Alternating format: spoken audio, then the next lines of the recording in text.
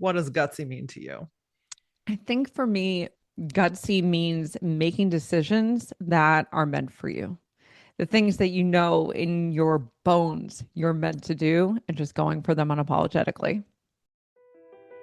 Welcome to the Gutsy Podcast, the show where you learn how to own what you actually want and shift the mind junk that's been holding you back. I'm LauraAura, keynote speaker, coach, and your guide to help you get clarity, build confidence, and make the gutsy moves that change your life. Each week, I'm going to help you simplify things by teaching you how to get out of your head while stepping into action. This way you can achieve all those life shifts that you've been overthinking. Your desire, that drives you. But gutsy, that's what gets it done.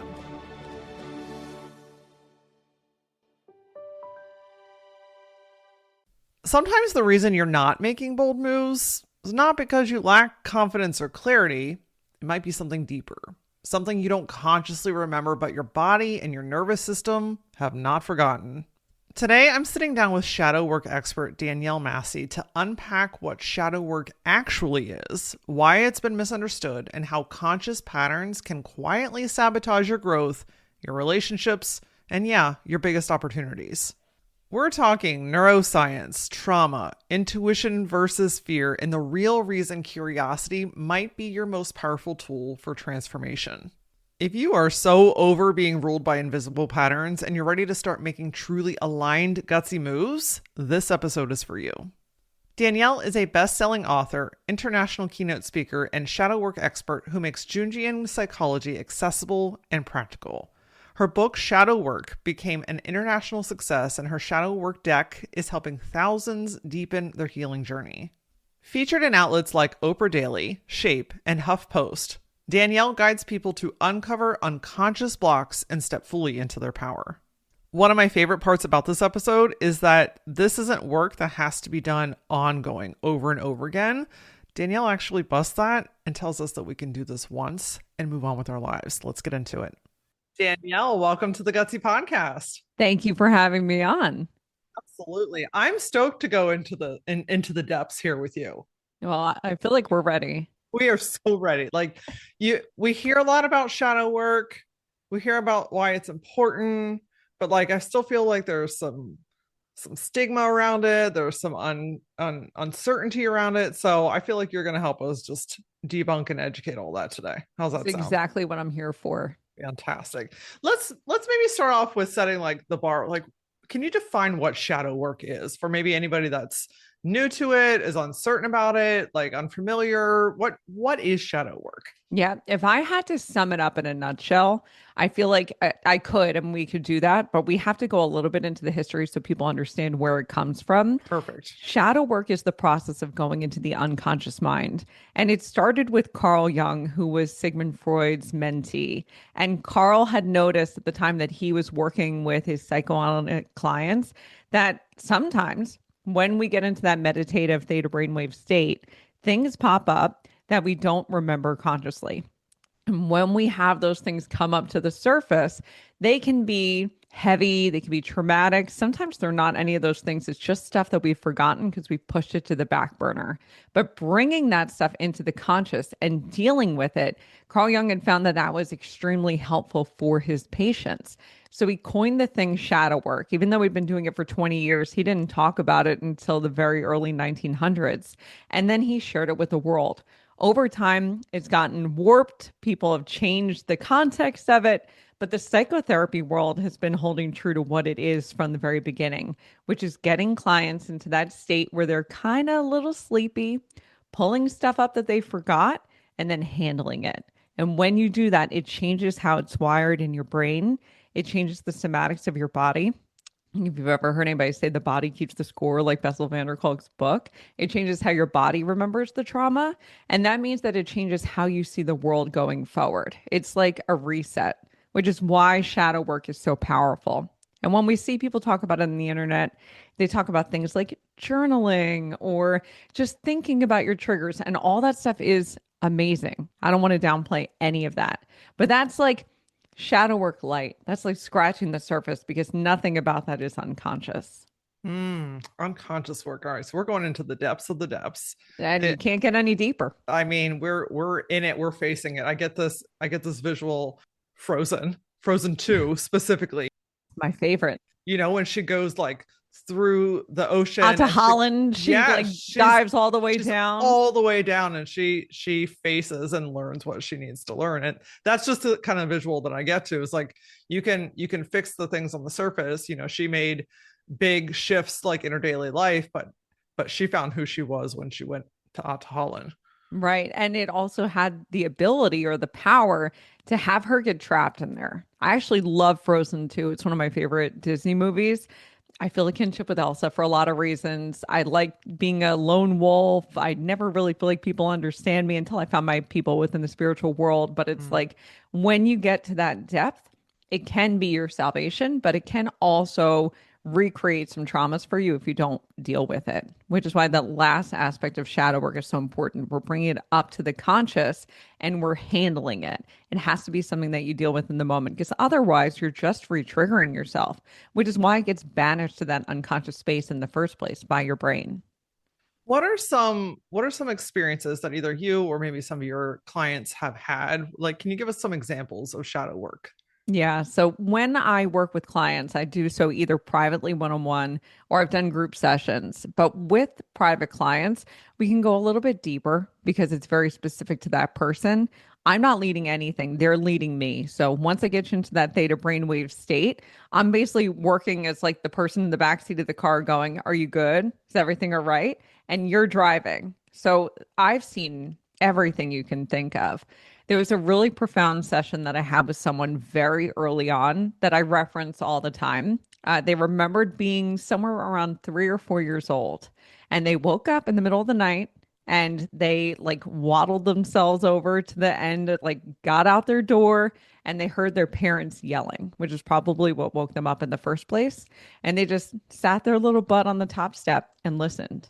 And the whole body everything just kind of like shrugged over and sagged. They were so sad. So even as we were doing the shadow work session, she's telling me about all this. She's re-experiencing it, and her whole body is kind of caving inwards.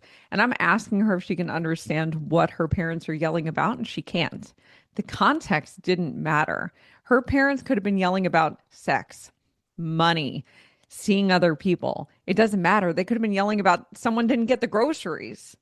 But all she heard was yelling, and all she felt was that sadness. And ever since then, she's been very non confrontational. She hates fighting of any kind. She has issues within her own relationship, or I guess now this is like 7 or 8 years ago. She had issues within her relationship. They made her feel like she would shut down. So when we talk about things like that fight, flight, freeze, and fawn response, she would sort of freeze and everything would just feel so heavy. Her whole body would sag. So we reframed it in that moment. We were able to interrupt that original process that happened when she was a little kid. And we go, take a deep breath. And what could possibly be happening right now? Are your parents happy now? Are they still together? What was going on for you then that might have been different from how you would see it if you were an adult? We changed the way she processed it. And that issue that she had in her current life stopped happening. She stopped freezing. She stopped being non confrontational. It didn't bother her anymore. So even though that's small, like I think people always want to hear the mind-blowing things like the past lives where you saw someone on the Titanic and like that stuff does happen, but sometimes it's not nearly as profound as these little moments because they can change everything. Well, those little moments show up in every aspect of your life. Everything. I It mean, changes who you are as a person. I can imagine that woman probably it showed up in her relationship, but it also probably showed up at work. It Oh, probably constantly. it Her probably boss used to be one of her biggest triggers. yep, I had a feeling. It shows up in your friend circles, it shows up in the stance that you take on certain current events, right? Like it just shows up. But the tough part is if you don't know what it is, you what do you think? It's like a character flaw? You Right. think that there's something wrong with you, or like, oh, I'm a weak person? Right. And the interesting thing about the brains, I studied cognitive neuroscience in undergrad, psych and cognitive neuroscience. And when we talked about how the brain forms and the pathways that the brain takes, it's really based on the first 7 years of your life. When your brain is kind of brand new and you're experiencing things for the first time, your brain is laying down all these different pathways based on its experiences. So your experiences in life are vastly different than mine. So, what I perceive as a character flaw or a personality trait in myself is just an echo of what I've gone through before. It's just like a window into who I was as a 5 year old, 6 year old, 2 year old, that's showing you some things that have happened to me. But if we don't know the origin, it makes it really hard to stop it. So true. I'm also thinking too, like, I would imagine in some situations it might be, oh, this is big or scary or traumatic or whatever said reason. I don't want to deal with this. I will put it away. But it sounds like, and especially in the example that you used with the 3-year-old, it's not a conscious thought. It's not, I'm going to store this. I'm going to put this away for a rainy day. I will deal with this later. What do you notice any patterns or what are your thoughts on, like, I don't consciously knowing I don't want to deal with this versus it just kind of becomes part of your ecosystem? Right. It all depends on your brain. So, back to the cognitive neuroscience stuff a little bit, just to nerd out. I love a nerd. Let's do it. Here we go then. The brain is constantly making memories, conscious, subconscious, or unconscious. Everything you go through is being stored somewhere, nothing is missed. Even every license plate that you've passed, it's categorized somewhere in your brain. So, somewhere in those first 7 years of life, you either become someone who is a little gritty and resilient, or you become someone who has a more difficult time dealing with things that are heavy. And that's just based on those first 7 years. If you have more heavy things happen to you, your threshold for emotional and psychological pain becomes a little bit deeper. And when that happens, you might be someone who holds stuff in the conscious mind or the subconscious mind more readily to a point. When you've had so much trauma that the brain's like, here we go again, it can start throwing stuff into that unconscious mind. I think about it kind of like a junk closet. If you've had nothing happen to you and the first 7 years of your life were pretty wonderful and joyful and easy, then traumatic things can be a lot heavier. Things that wouldn't impact, say, me, who had a harder time when they were young, might impact you terribly, in which case the brain will choose to put that out of the way. The brain does this because it's trying to keep you alive. Think about our evolution as human beings. Everything is based on how do I keep this person alive so we can reproduce and have more people to continue on.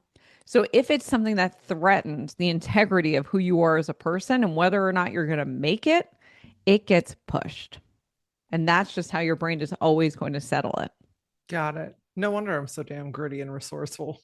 Yeah. I If mean, the not early years are hard, funny, not funny. You we can gotta. laugh about it as adults, Yes, but we yes. weren't laughing when we were kids. Not so much. No, No. but it that makes total sense, right? Like why something might affect you or I one way might affect someone else completely different. And I think that that's where it just compassion for humans come into play, because you Yeah. just that it's true, you just don't know everybody's journey, you don't know what they've been through, Yeah. and it's not our responsibility to decide how they should or should not handle things. No, I see this so often, and this is just like an observation. This is not based in science. This is Danielle just looking at the world and going, okay, this is interesting. Generationally, we tend to categorize groups like millennials are so traumatized, and Gen Z is so soft. And when we look at millennials, we get this rap in a lot of ways for being, kind of difficult, a little weird. We cling to our childhoods like crazy. Like even this whole throwback to 2016. And for me, clearly with what I'm wearing today, like 1996, we do that because of our trauma. We long for the childhood that we lost. We long for times when things were easier before things started going off the rails for us, when it's like one thing after another kept happening on a really big global level and a cultural level. And then you have Gen Z who's been a little bit more sheltered and bubble wrapped, and in a lot of ways had either older siblings who are millennials or parents who were elder millennials who have wanted them to have a really safe, easy, loving, warm, nurturing childhood. And now we're looking at Gen Z and going, oh my God, they're so soft. But we made them. We did that because we've made it so that they had an easier path than us. And in some ways, that's a great thing. They're making better decisions. They're not drinking. They're not drinking and driving. The rates of drug use have gone down exponentially. They're not spending their money on clubs and things. They're more connected within smaller social groups. So they're really finding their people in different places. I think there's wins in there. Obviously, there's some losses on the other side because grit and resilience are fantastic and they're really important, and we should all have a little bit of that, but it comes at a cost. Hmm. That's an interesting perspective. And I can see that. I can see that very clearly. Yeah. I'm also kind of curious, like, because we're all about making gutsy moves around here, right? We're doing the thing, we're going after it. I'm kind of curious how not dealing with the shadow sides, not going into the depths, how is that affecting your ability to make those moves? Oh, it's massive. So, when you have a lot of unconscious stuff, when the brain is basically saying, okay, this person cannot handle this, let's stuff it, let's stuff it, let's stuff it, what tends to happen is you're still ruled by those things anyway. You walk around triggered. You don't make gutsy moves because when you're presented with opportunities, you'll immediately have a gut reaction. You'll feel it in your body. Something is kind of going, pause, let's not do this. We assume it's our intuition telling us, oh, that's not a good move for us. But in fact, it's our unconscious mind going, that's unknown. We can't predict how that's going to impact us. And so, because we can't predict what's comfortable and known, we're going to keep ourselves here in this homeostatic space. So, we won't make the gutsy move. Some of the most successful people in the world are those who've been through some really heavy things and those who've dealt with some of their traumas, because you can recognize when that stop sign internally comes up, or you're triggered by something, or you're afraid. You recognize that fear is not a bad thing. It's not telling you something is wrong. It's just information about how this is new. This is not something I've experienced. I don't really have a frame of reference for this, or I don't understand the fear because I don't remember where it comes from. And instead of being afraid, you start getting curious. And that curiosity is what helps you push forward. And that's where you can really gain momentum and do some really crazy things that escalate you to those upper echelons of success. I recently had a gal reach out to me about potentially joining Aura. And I just have to read this to you because I think it is so incredibly relevant to what so many of the women that step into my world are experiencing. She's like, listen, this is the year that I need to get moving on my offers and on my income. I am ready to do something about this idea that's been living inside of me. I'm 59 and I'm not inclined to dick around. Time's wasting. I'm ready. This is the general vibe for pretty much every woman that steps into both Aura and the Gutsy Collective.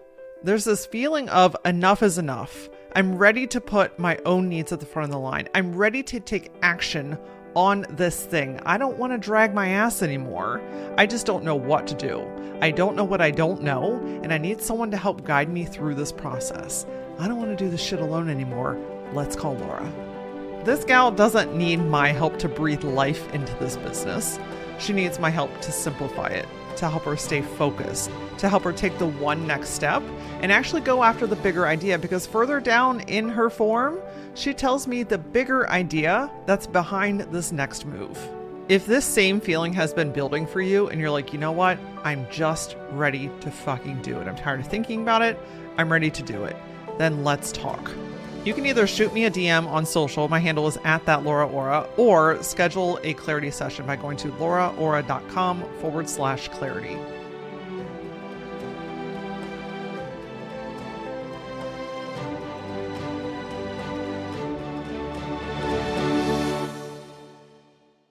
I think curiosity is underrated.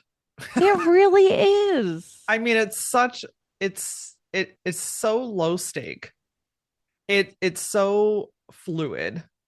I feel like creativity really blossoms in the space of curiosity. And it's just like, I see it like picking information. Like we're just walking down an apple orchard and we're just grabbing apples of information and putting it in our basket to find Yes. what the right next apple is.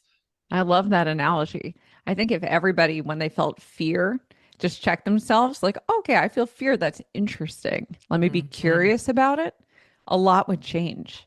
You wouldn't even necessarily need to do the deep, intense shadow work if you could create that frame and just take a step back and go, how can I be curious about this? How can I take a bite out of this apple and see what happens? Love that. And that kind of leads me to an interesting question because, like, going through guided shadow work obviously has its incredible opportunities. I'm thinking that someone might be listening right now saying, okay, how do I explore this on my own? How do I find what I don't know exists? Do you have any Yeah. tips on finding some shadows within yourself? Yeah. So, I thought you might. speaking of gutsy moves, there's a story that I have to tell you leading into this. So, Please. years ago, I'd already done a lot of shadow work. I'd worked with someone doing shadow work. Then I started doing it on my own. Then I was bringing in a lot of other practices that I was doing before and kind of threading them through, like weaving things together. And I did an Akashic Records session and found that I was going to write a book. And instead of being like, hell no, like I dropped out of it. I was thinking about going for my PhD and I was like, a master's is fine because I don't really feel like writing a whole dissertation. My master's thesis was enough. Like I'm good on the writing front. I'm When good. that, I'm good. When that came up, I was like, I don't know, but I'm going to be curious about it. I'm just going to see what that could look like.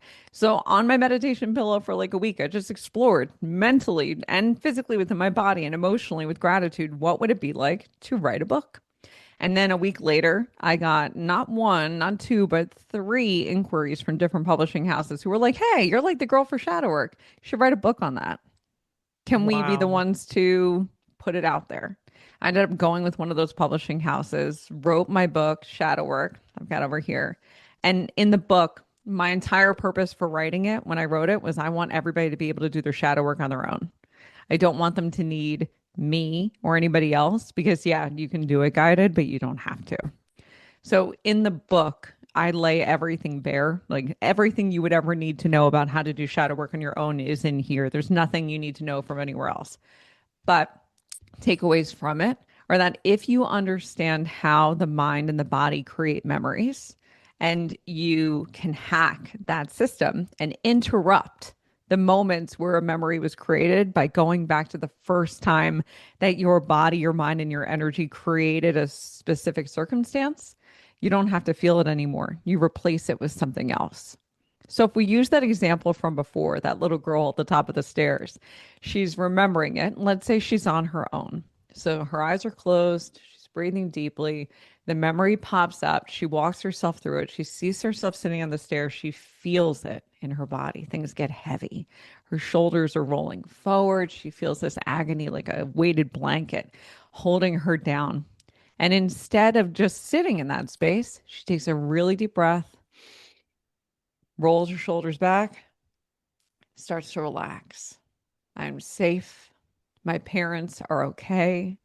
Whatever they were upset about, it's fine. They're fine. I'm fine. It had nothing to do with me. I am loved. I'm safe.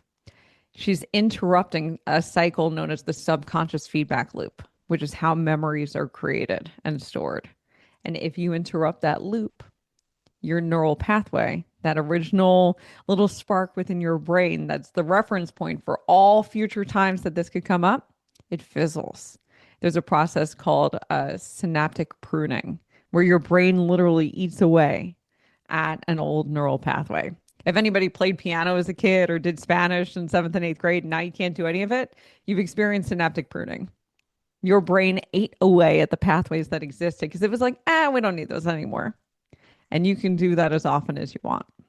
So cool. The brain is, see, look, I can get in a good nerd out session about this stuff because I know. it reminds us or maybe shows us for the first time that we have the ability to change the narrative. We can literally do anything. And Seriously. of course, there's always going to be, like, even within our own brains, they're all shaped differently, right? There's some natural components. So, like, within the scientific community, we talk about nature versus nurture. How much are you born with? And your DNA does give you predispositions to something. So some people are more likely to be anxious. Some people are more likely to play violin just because of brain space, where's stuff allocated. And it doesn't mean that if you don't have that predisposition that you couldn't become anxious or you couldn't learn to play violin. It just means you have a little bit of a leg up. But over time, you can develop anything you want to if you try hard enough within reason. Within reason. Within reason. Little I don't caveat think there. I'm going to be like Fiddler on the Roof tomorrow. But if I wanted to learn the violin, my brain is capable. It would just take a lot of repetition and patience.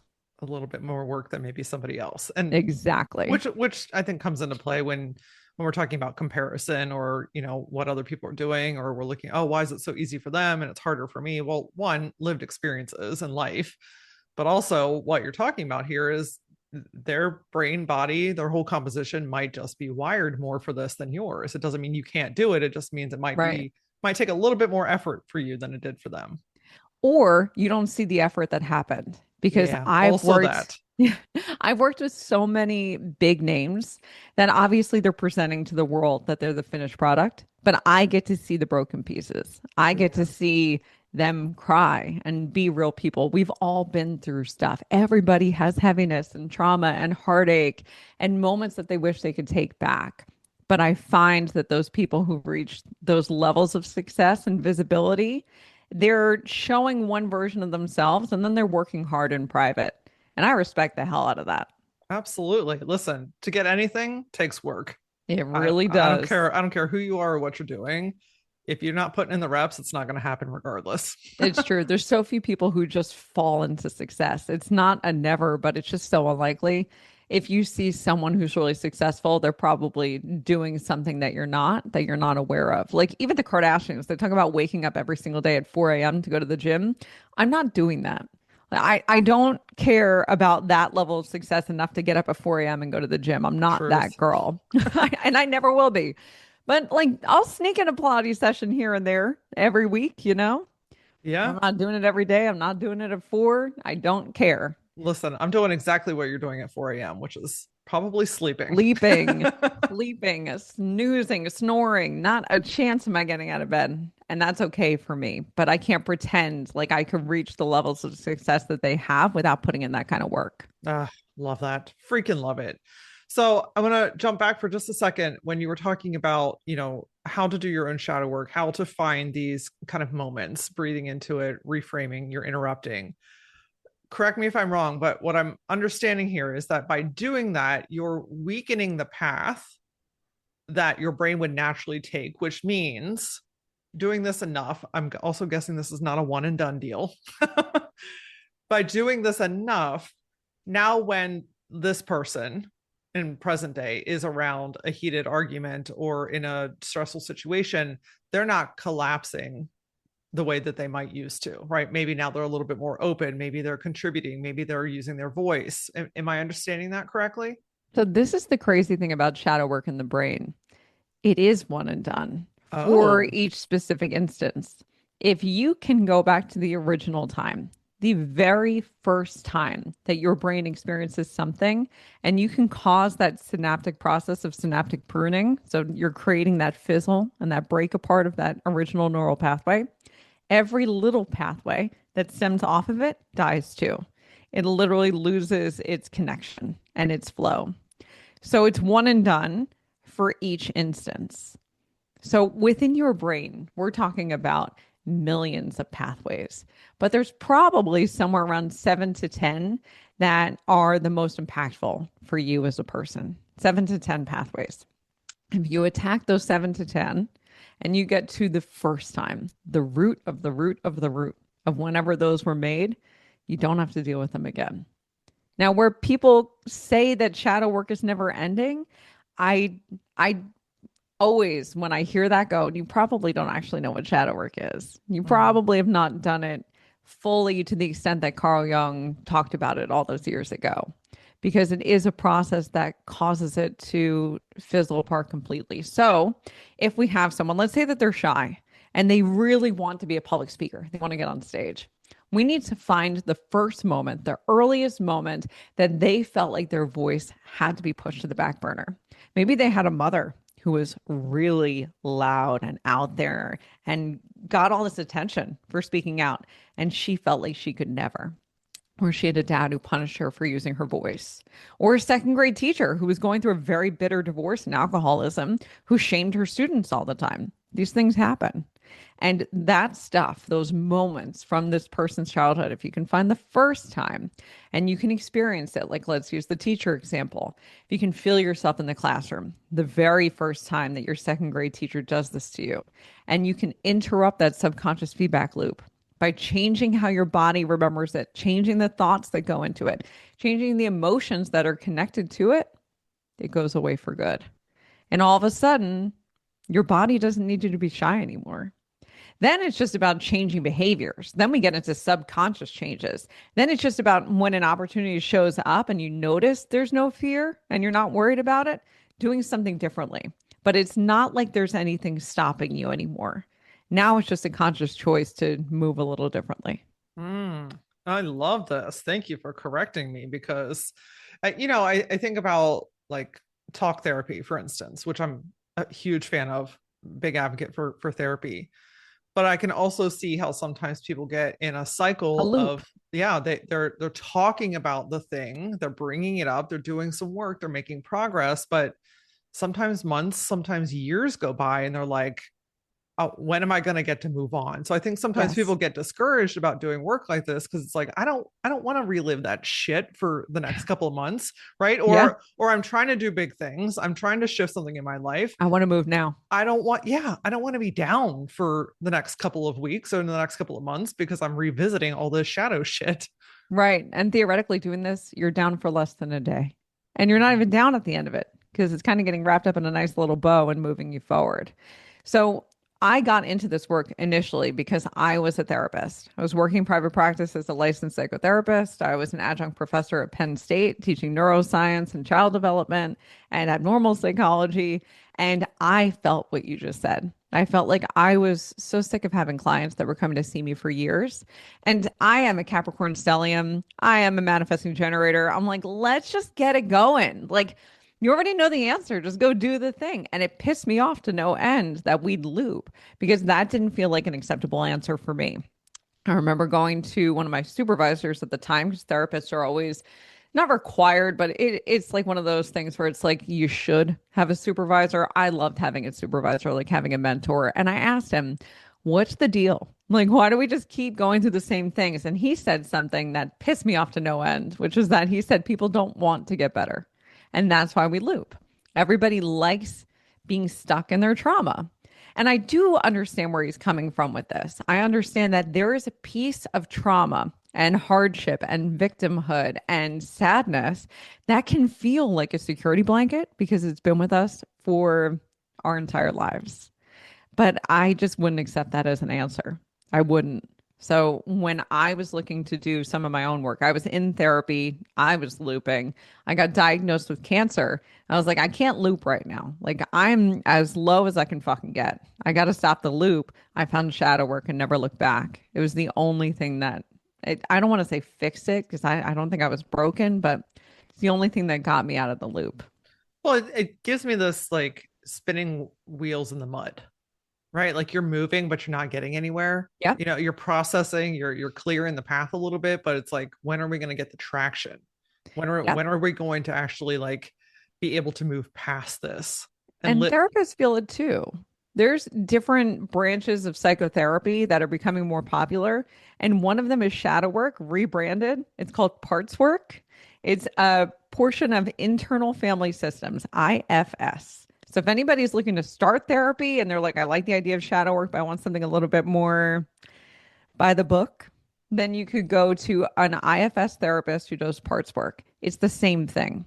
The only difference between the two is that instead of getting into that meditative state with your eyes closed, you're doing it with your eyes open because your therapist is monitoring your eyes to see them shake. Because when they shake, that means a neural pathway is breaking down. Oh, fascinating. Yep. So they're just looking for it. They're staring at your eyes and going, did we get it? Did we get it? And I, as a shadow worker, I'm doing the uncleaned up version of it where I'm going to trust that your eyes are shaking and I'm going to trust you to report back to me and tell me how it's going. I find it's a softer process with your eyes closed. It doesn't feel as intense to be reliving things with your eyes open. Yeah, quite intense is probably a great word. Yeah, Or vulnerable. I could it's imagine that very might be a very, vulnerable. very vulnerable state. Yeah. EMDR is another one that's great, but it only deals with the subconscious. You have to know what your trauma is showing up. They're not going to find it for you. Okay, got it. Got it. Oh, this is fascinating stuff. Eh, One last thing I want to dig into here before we wrap up today is you talked about, okay, now that you've broken this pathway, you've gotten to the root of the root of the root, you found it, you interrupted it. Now it's working with the behaviors. yes. And I think that's maybe a little bit of a sticky point because behaviors are memory as well. So how do we catch and shift the behaviors in the moment to actually be able to move forward after we've done this work? Yeah, this is my newest project that I'm working on right now. I'm writing a book about this topic of Love like the it. what comes next. So one of the things that you guys will see in that book when it comes out in fall of 2027 is something that I like to call micro changes. In the moments where you're doing things on an average day, like not even something that would make you fearful, like anything, like what am I going to eat for breakfast or what time am I setting my alarm for tomorrow? Make micro changes. Choose things differently all the time. You normally turn left, turn right. You normally eat cereal, eat eggs.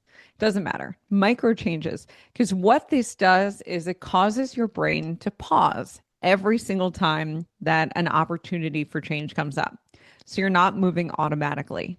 There's a function in the brain. It's like we get into autopilot. I don't know if anybody listening or if you, Laura, have ever had this where you're driving to work or to a friend's house or something, and all of a sudden you're there and you're like, how the hell did I get here? And Yep. that's normal. Our brain goes into autopilot because there's just a certain amount of stuff that it expects. There's certain things it thinks that we're going to do. And so it anticipates it. So it goes, you can just shut down right now. We can let your subconscious drive. And that's problematic for when we're in the aftermath of shadow work, because if you're on autopilot a lot, and unfortunately, most of us are on autopilot for a good percentage of the day, that means that we're not making new decisions. So even though we got rid of the old neural pathway, we're in autopilot. So we're still going to make the same choices. Someone says, oh, we're looking for speakers for this. You're not even going to register it. You're going to go, okay, cool. And you just keep moving. But if you teach yourself to pause, micro changes all day long, you're pausing and you're going, I'm going to do something different. I'm going to turn left. I'm going to eat yogurt. I'm going to stop and smell these flowers. It doesn't matter. I'm going to take a walk after lunch today. Micro changes all day long means that you're going to be pausing and choosing differently. So someone goes, we're looking for speakers.